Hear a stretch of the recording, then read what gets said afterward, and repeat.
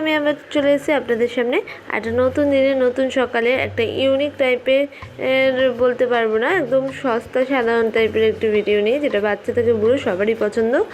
তো চলুন শুরু করা যাক আজকের রেসিপি ভিডিও। আজকে আমি যে রেসিপিটা বানাচ্ছি সেটা হলো এগ হোয়াইট সস পাস্তা। এই রান্নাটার জন্য আমি নিয়ে নিচ্ছি হুইট পাস্তা। আপনি এখানে যে কোনো ধরনের পাস্তাই ব্যবহার করতে পারেন। তো এবার আমি একটা কড়াই নিয়ে গ্যাস জ্বালিয়ে তার মধ্যে দিয়ে দিলাম 1 কাপ মতো জল পাস্তাটাকে সিদ্ধ করার জন্য। এবার কড়াইতে জল গরম হয়ে গেছে। এবার আমি যে পাস্তাটা নিয়েছিলাম ওই হলুদ পাস্তাটা এর মধ্যে সম্পূর্ণটা ঢেলে দিচ্ছি সিদ্ধ হওয়ার জন্য।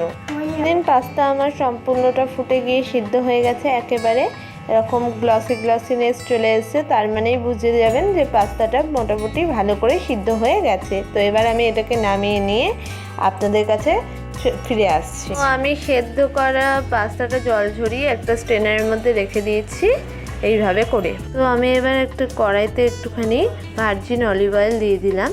এর জায়গায় আপনি যে কোনো তেল ব্যবহার করতে পারেন, যেহেতু আমি এটা হেলদিভাবে করছি তাই এখানে অলিভ অয়েল ব্যবহার করছি। এর মধ্যে একটা কাঁচা ডিম দিয়ে সেটাকে ভুর্জির মতো করে নেড়ে চেড়ে ভুর্জি বানিয়ে আপনাদের কাছে নিয়ে আসছি। দেখুন এইভাবে করে নেড়ে চেড়ে ভুর্জি বানিয়ে নিতে পারেন, কিংবা আপনি পোচটাকে উপর দিয়ে দিতে পারেন। তো ডিমের ভুর্জিটাকে নামিয়ে ওই কড়াইয়ের মধ্যেই আমি দিয়ে দিলাম 1 থেকে 1.5 চামচ মতো বাটার। কোনটা আমার গলে গেছে। এবার আমি দিয়ে দিলাম এর মধ্যে থেতো করা রসুন কুচি। এখানে 2 কোয়া রসুন আমি নিয়ে নিয়েছি।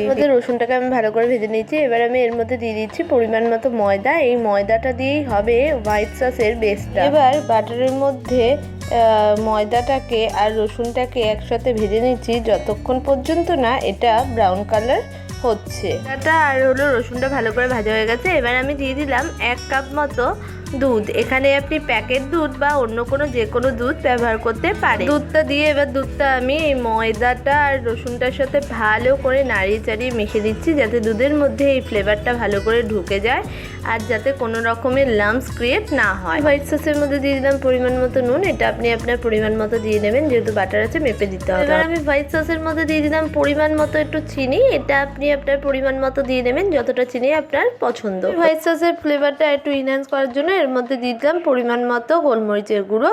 এই জায়গায় আপনি দিতে পারেন মিক্সড হার্ব বা অন্য অরিগানো বা অন্য কিছু। হোয়াইট সসের ফ্লেভারটা একটু ইনহ্যান্স করার জন্য আর ক্রিমি বানানোর জন্য এর মধ্যে দিয়ে নিচ্ছি মেল্টেড চিজ, মানে যে চিজ স্প্রেডটা হয় ওই রকম চিজটা দিয়ে দিচ্ছি, যাতে এটা ঠিক এবং আর একটু ক্রিমি হয়। সমস্ত জিনিসগুলো হোয়াইট সসের মধ্যে ভালো করে মিশিয়ে এটাকে ক্রিমি হওয়া পর্যন্ত মিক্সড আপ করতে হবে। যখন এটা ক্রিমি হয়ে আসবে তখন গ্যাসটাকে নিভিয়ে দিতে হবে। হোয়াইট সসের টেক্সচারটা ক্রিমি হয়ে গেছে, তার মানে হোয়াইট সসটা হয়ে গেছে। তো এবার আমি গ্যাসটাকে বন্ধ করে দিচ্ছি। আমি এই হোয়াইট সসটার মধ্যে সেদ্ধ করা যে পাস্তাগুলো আছে সেগুলো দিয়ে দিচ্ছি একদম এইভাবে করে। এর মধ্যে সম্পূর্ণ পাস্তাটা আমি দিয়ে নিয়েছি। এবার আমি সম্পূর্ণ পাস্তাটাকে হোয়াইট সসের সাথে মিক্সড আপ করে নিচ্ছি, যাতে এর মধ্যে ফ্লেভারগুলো ঢুকে গিয়ে পাস্তাটার ফ্লেভারটাকে ইনহ্যান্স করে দিতে পারে। এর সাথে পাস্তাটা ভালো করে মেশানোর পর আমি এখানে দিয়ে দিয়েছি কর্ন, যেহেতু আমার কাছে কর্ন ছিল। আপনার কাছে যদি অন্য ভেজিটেবল থাকে সেটাও আপনি এখানে অ্যাড করতে পারেন। আমি পাস্তার মধ্যে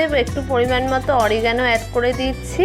এই জায়গায় আপনি ইটালিয়ান সিজলিং বা মিক্সড হার্বও অ্যাড করতে পারেন। আমি পাস্তার মধ্যে দিয়ে দিলাম একটু পরিমাণে চিলি ফ্লেক্স। এটা যদি আপনি বাচ্চাদের জন্য করেন তাহলে অ্যাভয়েডও করতে পারেন, আর এটা আপনি আপনার পরিমাণ মতো দেবেন। আমি পাস্তাটার মধ্যে যে ভুর্জি করা ডিমটা রেখে দিয়েছিলাম সেই ভুর্জি করা ডিমটা কিছুটা দিয়ে দিলাম মিক্সড করার জন্য। আর আমি এটাকে ভালো করে সব কিছুর সাথে মিক্সড আপ করে নিচ্ছি, যাতে সব কিছু ফ্লেভারগুলো এর মধ্যে ভালো করে এনহ্যান্স হয়ে যায় আর পাস্তাটার টেস্টটা আরও ভালো আসে। তৈরি হয়ে গেছে আমাদের পাস্তা। এবার আমি এটাকে সার্ভ করে আপনাদের কাছে নিয়ে আসি। এবং সার্ভ হয়ে গেছে আমাদের egg with white sauce pasta তৈরি হয়ে গেছে। এবার আমি এটা টেস্ট করে দেখছি। এটা জাস্ট অসাধারণ হয়েছে, just like a restaurant style. এরকমই সমস্ত রেসিপি দেখতে অবশ্যই আমাদের চ্যানেলটাকে সাবস্ক্রাইব করে দিয়ে পাশে থাকা বেল আইকনটাকে প্রেস করে দেবেন।